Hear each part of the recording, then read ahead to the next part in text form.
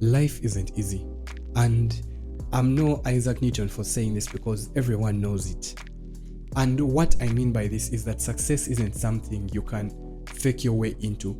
It requires authenticity and hard work. What you need to do in the first place is define what success means to you.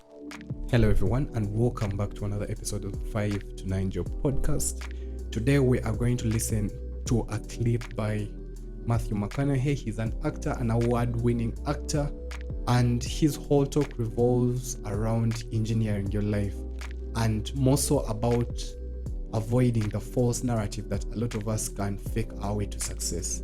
So let's just get into it without any further segues.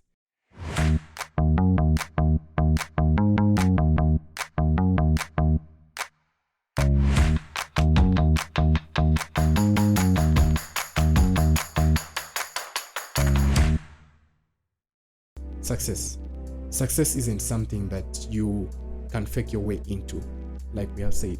It requires this sort of authenticity and hard work. And this is what I mean. What you're going to need to do before you find success is define what success means to you. So that is personalizing it and making it more authentic. What is it? What does it look like today, yesterday, tomorrow, 16 years from now? And it's okay if your answer changes over time, is what I'm trying to illustrate by saying, what does it look like for you across time? Keep asking yourself that question when you are trying to refine yourself and grow. So if I sat down today and wrote down, what does success look like for me today? For me, it would be that more people are growing from listening to this podcast. It would be that I am able to do the things that I want to do. That would be success. 16 years from now, it's going to be a very different ballgame. I might be running $2 billion companies. I might be on the precipice of saving people from, dying from cancer. That is going to look very different in context of what I am dreaming about now. And that's how you define success to be authentic to you. The second part is going to be hard work. So once you have defined success to you, you have personalized it, and then you work hard to get it. And in this whole talk, this guy is a very brilliant guy. I mean, the way he talks is so intellectual, and I want you guys to listen through and listen well. He goes over a few concepts, but one key concept that I wanted to talk about maybe before you listen to the talk so that you can understand it is to never choose a path that goes against what you truly want. He talks about it in this way of define your hill, that fight that is worth fighting for. And once you have decided, do not do anything that jeopardizes it. So it's about staying true to the course that you have set for yourself. It's crucial to know where you are and who you are. But it's also equally important to define where you are not and who you are not. That is a part that not a lot of people see in this whole context of defining what success is. Because yes, I know who I am. Okay, not a lot of people know who they are.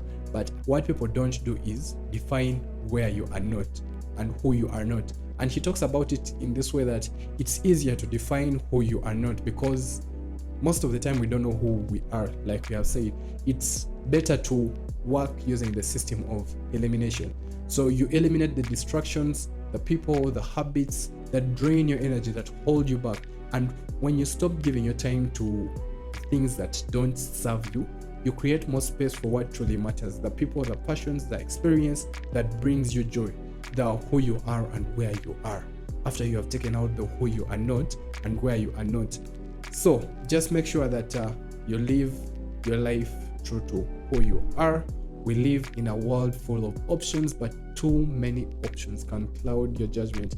If defining who you are feels overwhelming, start with what you are not. Use the process of elimination, like I've said. Knowing who you are not is often the first step in discovering who your true self is. I am not a killer. And then who am I? I am not this kind of person. Who am I? It's a process that is going to help you to always do your best and try your best. Because at the end of the day, that's all we can do. You need to challenge yourself. Whatever happens, You need to commit to doing the best that you are and can be. Choose your actions consciously. Make mistakes, own them, learn from them, but always move forward. Do the best that you can. And I hope that by following this, at the end of the day, you are the author of your own life. You have taken control. You define what success is, what it's not. So without further ado, let's listen to the talk from Matthew McConaughey himself.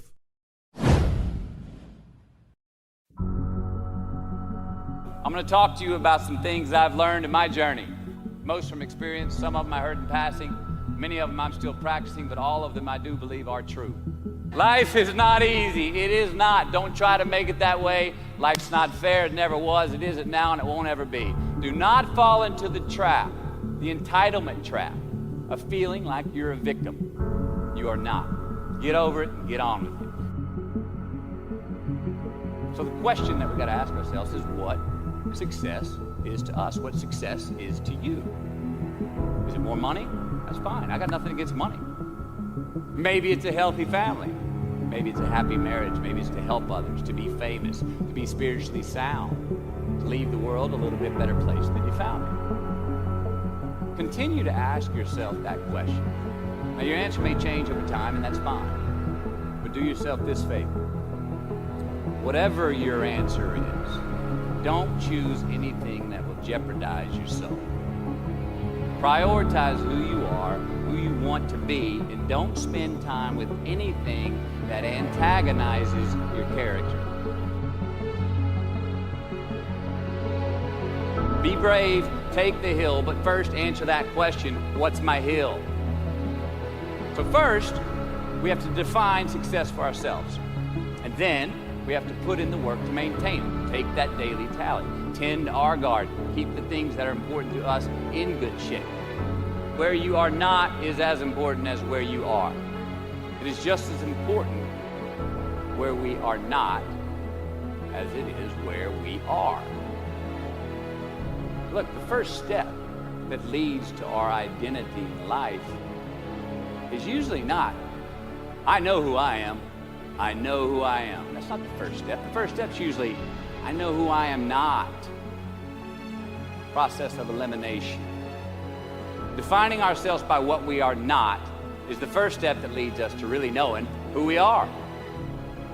You know that group of friends that you hang out with that really might not bring out the best in you? You know, they gossip too much, or they're kind of shady. They really aren't going to be there for you in a pinch. Or how about that bar that we keep going to that we always seem to have the worst hangover from? Or that computer screen, right? The computer screen that keeps giving us an excuse not to get out of the house and engage with the world and get some real human interaction.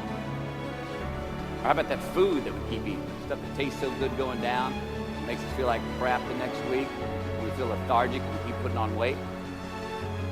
Well, those people, those places, those things, stop giving them your time and energy. Just don't go there. I mean, put them down. And when you do this, when you do put them down, when you quit going there, and you quit giving them your time, you inadvertently find yourself spending more time and in more places that are healthy for you, that bring you more joy. Why? Because you just eliminated the who's, the where's, the what's, and the when's that were keeping you from your identity. Look, trust me, too many options, I promise you this, too many options will make a tyrant of us all. All right, so get rid of the excess, the wasted time. Decrease your options.